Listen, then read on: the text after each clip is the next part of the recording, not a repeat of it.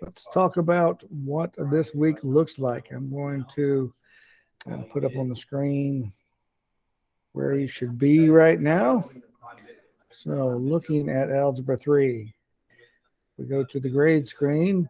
You can see September 26th was yesterday. So what was due was 2.03, 2.04, 2.05. Those should all be turned in now.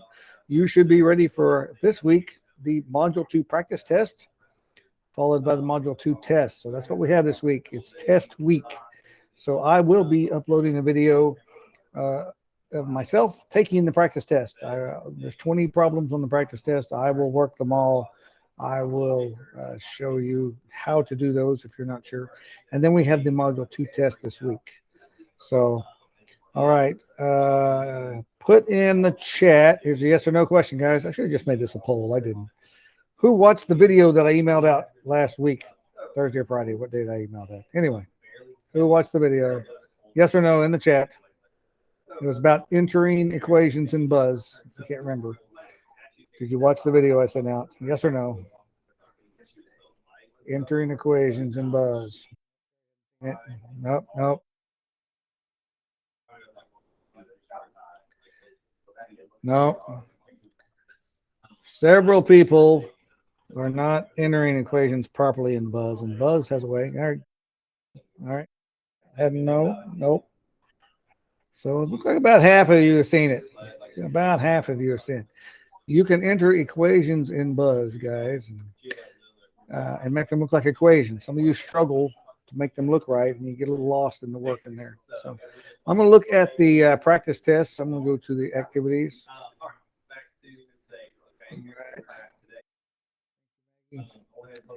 So if we go look at the practice test, and like I said, I'll be putting out a video of me working every problem, but I do want to look at this. So I was looking at this earlier. Determine whether the graph is the graph of a function. Well, when we have a graph already, we just use the vertical line test. If you do a vertical line and it touches the graph twice, it is not a function. This graph, however, there's no place that the vertical line would ever touch it twice. So it is a function. It is a function. This one says determine the domain of the function. Well, the equation is 4 divided by x squared. It's a fraction. We cannot have a 0 on the bottom. So if x squared equals 0, then this is an error, right? And your calculator doesn't know what to do with it. We cannot divide by 0.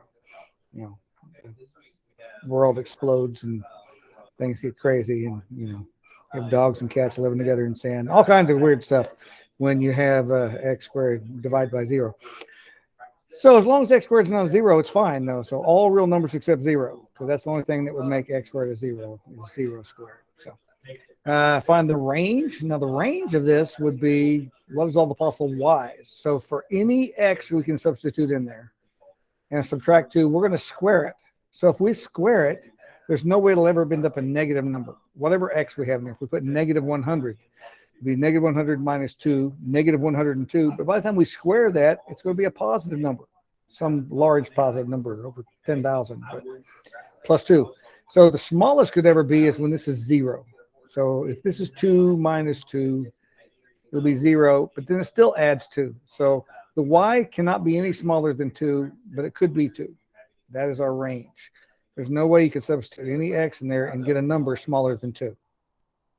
So that is all the possible y's. The range is the possible y's. Determine the domain here. We can't have a negative number underneath there. So what numbers would keep that from being a negative? We can have a 0, but we cannot have a negative number. Determine the intervals of which this is increasing, decreasing, and constant. Well, if we look at this graph, it goes along here. It curves upward more and then more of a slant, but it's increasing all the time. This never is constant. It's never decreasing. It's always going up. Now it's steeper right here, but it's still going up before and after that. It's going up the entire time. So increasing on all real numbers. So this one, estimate graphically the local maximum minimum. So that means you need to graph this equation and then find the maximum minimum. Determine if this is even, odd, or neither. Remember, the way you do that is you substitute negative x everywhere you find an x. And then when you simplify it, if it ends up exactly like this, then it's even. If it ends up where everything changes signs, if you have a positive 9x fourth minus a 5x minus 3, then it would be odd because everything changed signs. If you have anything else happen, it's neither. I mean, neither. And this one is going to be neither when we substitute that in. When I work that on paper, you can see that if you watch that video. Find fg of x. Now, this is not f of g of x. This is when you multiply f and g together. So we take 3x plus 6 and multiply it by 2x squared. Choose the correct answer. This is when we add them together. 3x plus 7, the square root of 3x plus 7, plus the square root of 3x minus 7. There's no way to simplify that. So the answer is just square root of 3x plus 7 plus the square root of 3x minus 7. Let's see. This is the f of g of x. This is where we take g of x and we substitute it in for x. So whatever this is right here, square root of x minus 2, gets put in there and then simplified, and it should be one of these. Find f of x and g of x. So the function can be described as y equals f of g of x. Well, if it's x plus 9 and you substitute this in for x, it's going to look like that. So that is the correct answer. Find the inverse. Remember, that's when you make this y equals 3x minus 2. Then you swap the x and the y. Once you swap the x and the y, then you solve it for y. And you'll end up with this right here. And that's the inverse. But you have to swap the x and y and then get it back to y equals again. Got to find the inverse of this one, find the inverse of this one. Again, you're swapping the x and y and solving for y. Determine that the function is 1-to-1. The way you check if it's 1-to-1 is with a horizontal line. Let's see if we make a horizontal, let's say at y equals 5. If we make a horizontal line, we hit the graph twice, once over here in the negative x's and once in the positive x's. So this is not 1-to-1, not. It's kind of like the vertical line test, but this is horizontal. If we'd only touched it once anywhere, it would be 1-to-1, but we can, there's several places here that we can touch it twice. Not 1-to-1. How can you transform y equals x squared, the graph of that, to be this graph? Well, the minus 14 at the end moves it down 14. That's how. Another one, how do you transform it to this? How do you transform it to this? When f of x equals the square root of x and g of x is 6 times the square root of x, that is a vertical stretch. So we typed in vertical right there. Vertical stretch. And this is where you confirm f and g are inverses by showing that f of g of x equals x and g of f of x equals x. And this is where this insert equation thing is for those of you who watch the video. So I've got this x to the third plus 4 and the cubed root of x minus 4. Down here's this insert equation. When I type this insert equation, I can type this equation here. So if I'm doing, let's do f of g of x, and it's going to equal, and it's x to the third, but I'm substituting in for x this right here. So I'm going to put parentheses. And since this is a cubed root, if I go to this insert symbol, there's a yx right there. So the y is what goes above that, which is a cube root. So I'm going to change that y to a 3.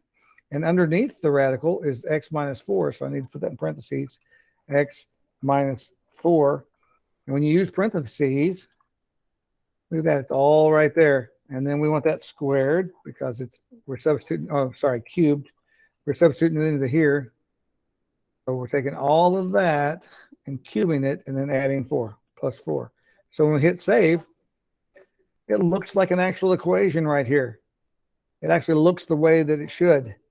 So that's taking this right here and substituting in for x right here. So it's all of that cubed plus 4. And then we would continue to simplify from there. But use this insert equation. Insert equation. because it makes things look right. I mean, even just a fraction, we can say f of x equals 2 over 3. Okay, I mean, that looks okay right there, but if we take that exact same thing, I'm going to copy it and type that same thing here, it actually looks like a fraction. F of x equals 2/3. So it just simplifies everything to make it look like something mathematical, make it look like an equation, the way a fraction should look. I mean, we're used to seeing this, so we understand that's 2/3, but this is so much easier to see. And then when you start putting things in parentheses, it helps sort things out too. Because if this was, let's say this is 2 divided, I'm going to cancel this. What if this is 2 divided by 3x? 2 divided by 3x. Well, is this 2/3 x, or is this 2 divided by 3x? I'm not sure. So here, if we put an x there, it makes it 2/3 x. We got to use parentheses. If this is actually supposed to be 2 divided by 3x, we could use parentheses to tell it everything in the parentheses should be in the bottom of the fraction. See, there's a difference. F of x equals 2/3 x. There's a difference. Use parentheses. 2 over 3x or 2/3 x. Use parentheses. And the nice thing is when you use parentheses, it shows you right here what it looks like. So you don't have to wonder, is that right? Because right down here, it's showing you what it's going to look like. So you can put parentheses wherever you need to. If I'm putting all of this as the top of another fraction, put all of this in parentheses and say divided by 5. Okay, that puts all of that in parentheses. So it's now the numerator of this fraction. Parentheses are your friends when you do this. So you can use them, and if that turns out not what you wanted, then you can take those out. All right, you can take those out and see what it looks like now. Oh, divided by 5. That doesn't know it. It's a plus 5. Whatever you need to do. Whatever you need to do. Just use the parentheses and use the equation button when appropriate. Anytime you're doing any kind of a math in your answer, insert equation. So, like I said, this week is, I'm going to save and exit. I've got I haven't finished it. I got some of it done. I got to finish my practice test. But that's what this week, the practice test and the module 2 test. Use the practice test to see if you're ready. If you take the practice test and you score a 50% on it, you're not ready to take the test. You need to go back and look and see what you missed. So after you do something, you can go back and look and see how you did on it. If I want to go back and look at this graphing transformations, let me go to the grade screen. Oh, wait. No, it says retake right there, doesn't it? If I see this, I can do view grade details and see how I did the first time. If I click view grade details, there's the details. Here's the questions right here. See, I can go back and look and see what I answered. What did I answer on there? Oh, I said that was horizontal. Okay, that's right. Give me a check mark. Tells me I'm right. So you can go back and view grade details on any. So after you take the practice test, you can go back to do view grade details, and you can see all of the work you did.